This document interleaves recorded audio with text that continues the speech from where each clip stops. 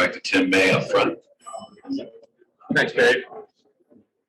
Joseph, those last several laps, I mean, what's going through your brain? Are you hearing everything? Are you feeling every slip of the rear tires? I mean, just, you've been, you take a couple of, about 10 or 12 laps out of the last 3 weeks, you had a dominant run, with the poles, et cetera. But just what's going on in your brain? And when you pass the finish line, is it to finally finish one like that? What does that do for you? I was mainly just focused on my pace drop. I knew I was struggling with 10 laps to go. We were super fast in the beginning of the stint. We definitely ebbed and flowed with Marcus. It felt like we could pull a gap on him right off the bat out of a pit stop. But then those last 10 laps, I was losing pace. So I was just kind of calculating the pace loss, looking at where he was, looking at overtake, all that.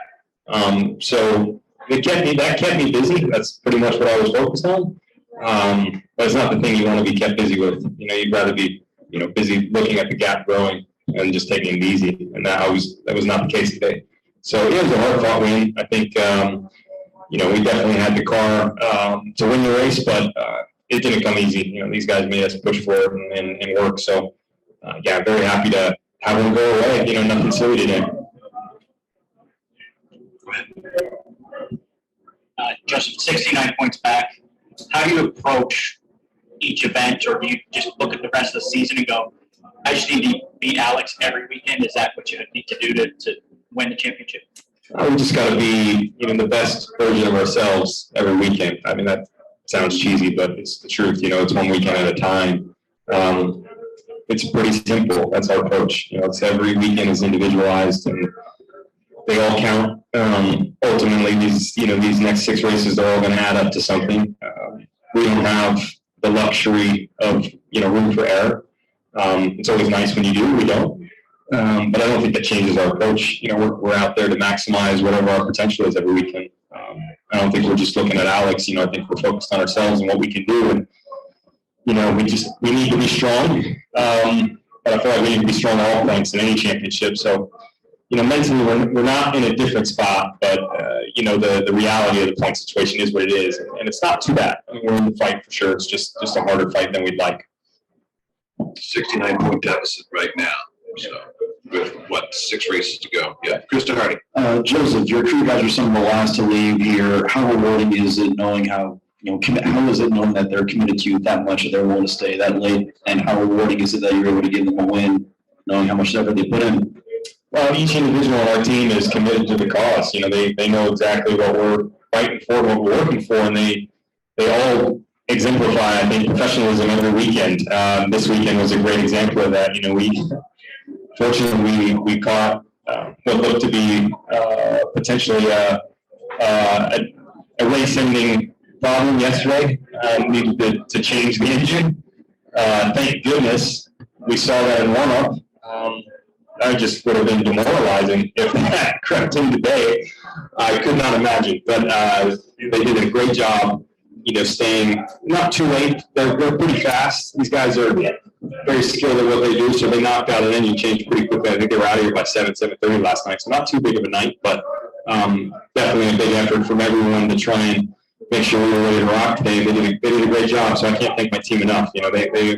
They're on it all year, and they've deserved more wins than one. So just at least to get one on the board from them is very satisfying.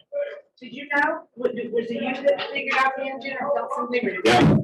No, I felt it right before I was going to finish warm-up, and I said, we need to look at that. That's going to be a problem. And there was some hesitation.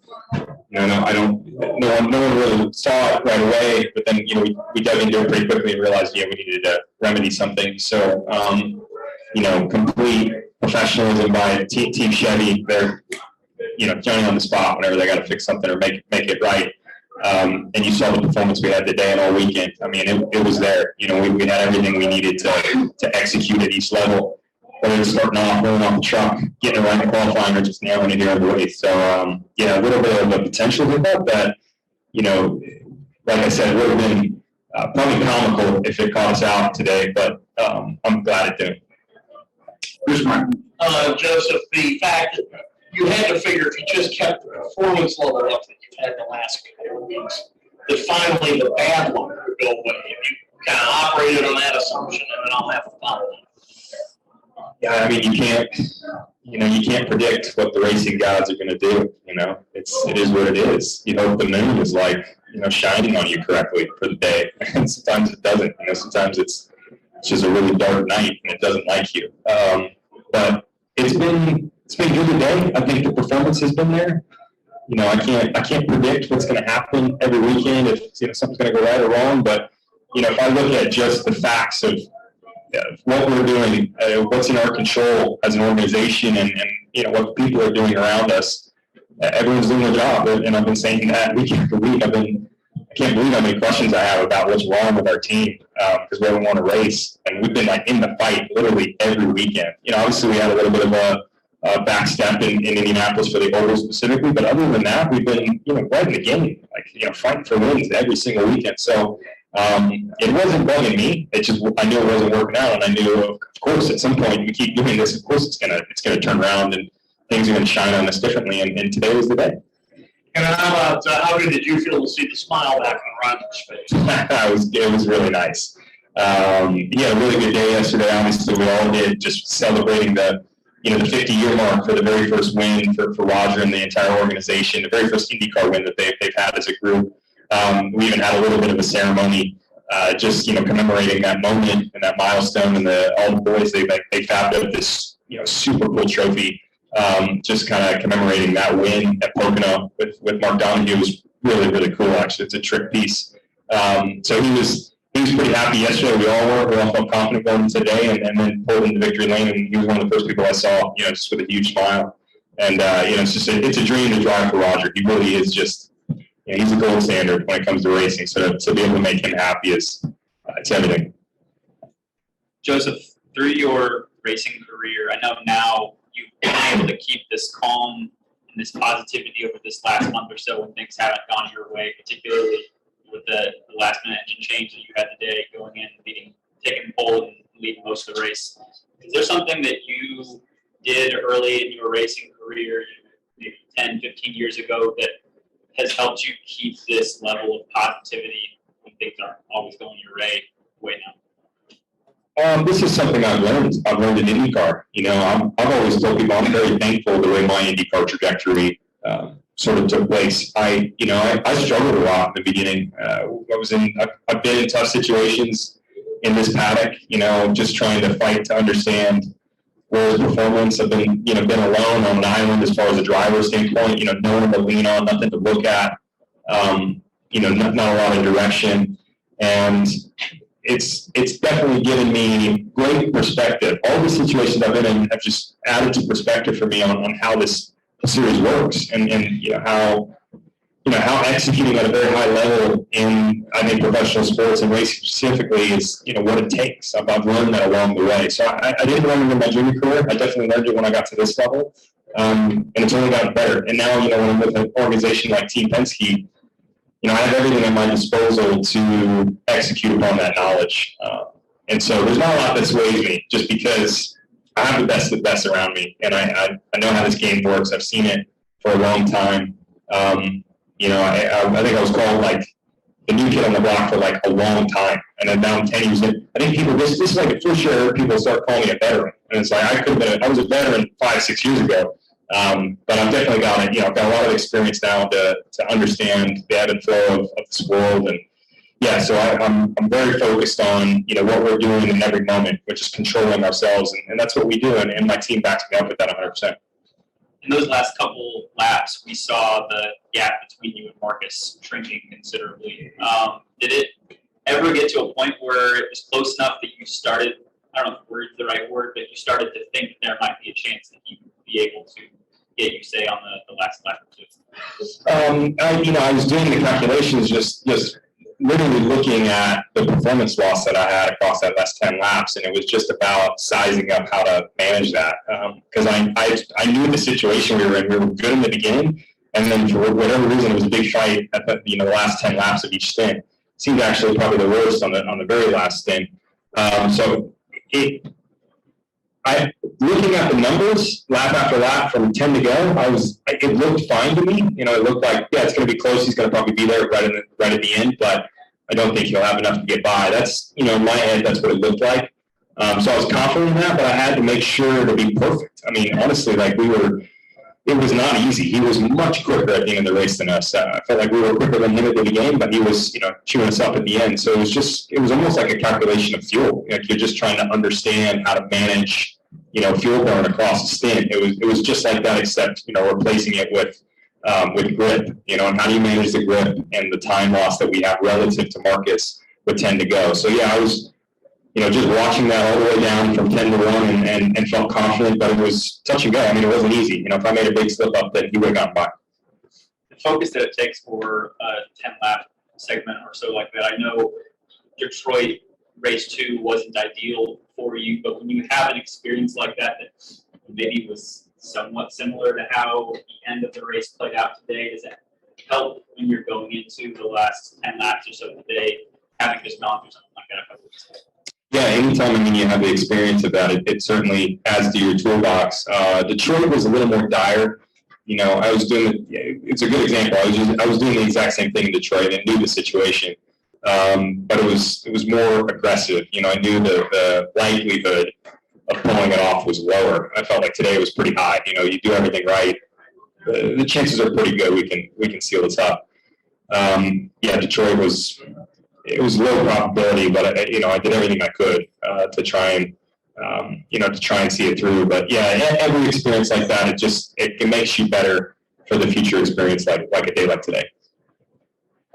Anyone else here in person? Chris, go ahead with the follow-up. We'll take some questions from Zoom. Just a bit on the lighter side, is there a kind of cool factor in being the American winner of the race on the 4th of July?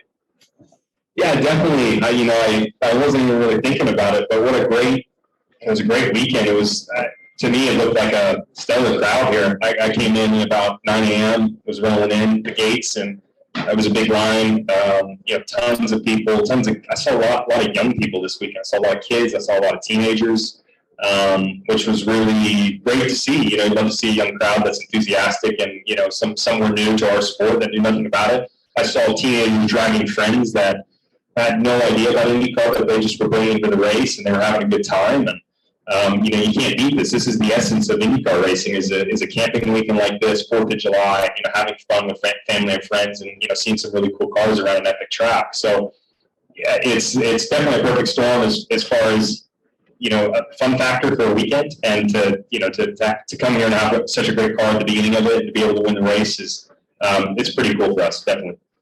Want to stay on this weekend? Second. Do you want to be on this weekend going forward?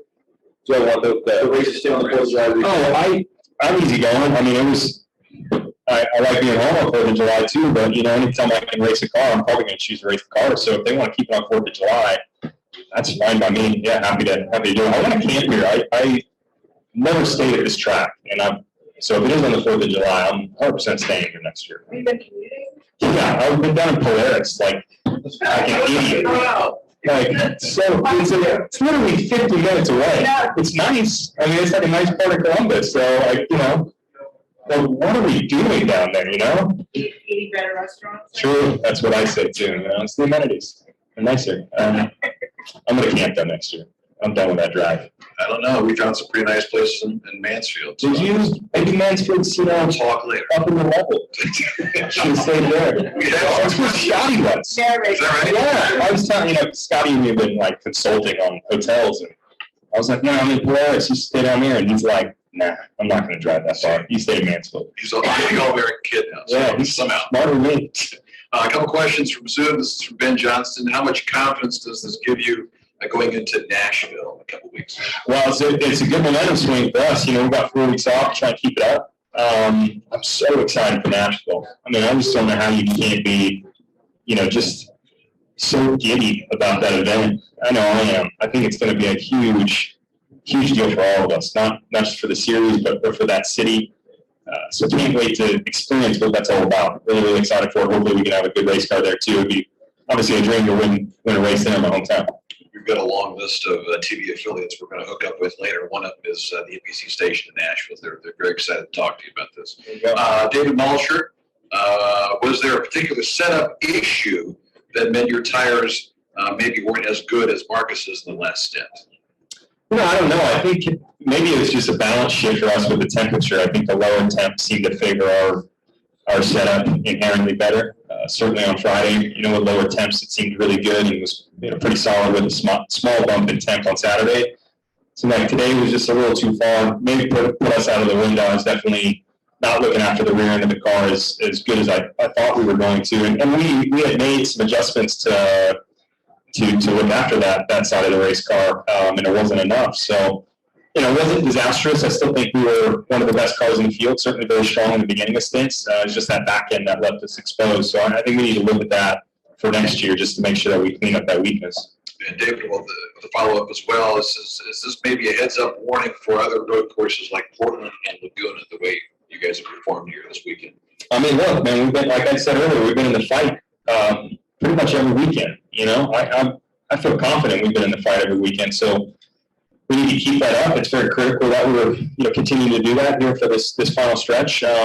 So so far so good, but we need to make sure we stay on top of it. Those are different racetracks in here, so performance loss is pretty easy to happen in this series from one weekend to another. We just got to make sure we're consistent. And finally, our buddy Asher asked questions. Did your push to pass work as planned? It did. He asked me before the race, would you prefer to use it in the beginning or the end? And I said, what should I do? And he said, I don't care. It's your choice. And I was like, that's fair. I guess that makes sense. And so I told him, I was like, I'm going to save it for the end just in case there's like a problem. And I pretty much did, and I'm glad I did. So I think he put it in my head and he didn't save for the end. I was going to say, Asher needs to be in the timing stand from now on, apparently. He like mind tricked me. He was like, well, it's your decision. And I was like, wow, okay. I'm like, how old are you? And he's like, that's like something Tim would do to me. Tim Cindric, he'd like make me think about things. And this kid did the same thing. These are not the droids you're looking for. Yeah, one of those deals. Jedi mind trick. Anybody else? Nathan, would follow up? I don't know if you already addressed it. Oh, sorry. Go ahead. Yeah, I don't know if you already addressed it. Winningest American driver. Does that mean anything to you, or do you just want to be the winningest driver? Yeah, the second part.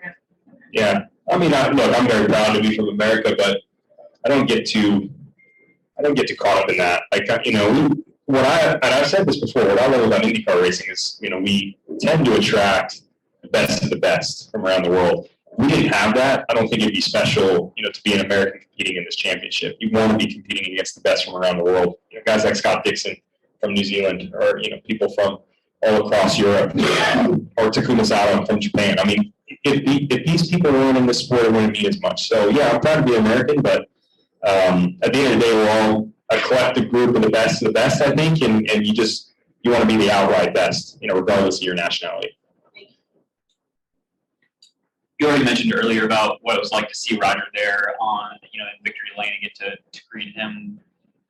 In the couple seconds that you might have shared with Tim post-race, can you tell, was there any sort of a sigh of relief from him? You guys haven't been so close the last couple of weekends. Yeah, I think everyone was pretty satisfied that it all worked out.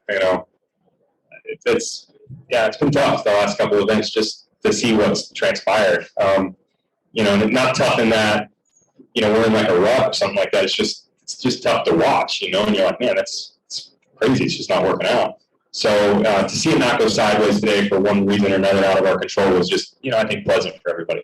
And given everything that had happened, did today's win feel any more satisfying than other wins that you had recently? Not necessarily. No. I mean, it just felt really good to finally knock one off this year. It was not particularly different than any other, though.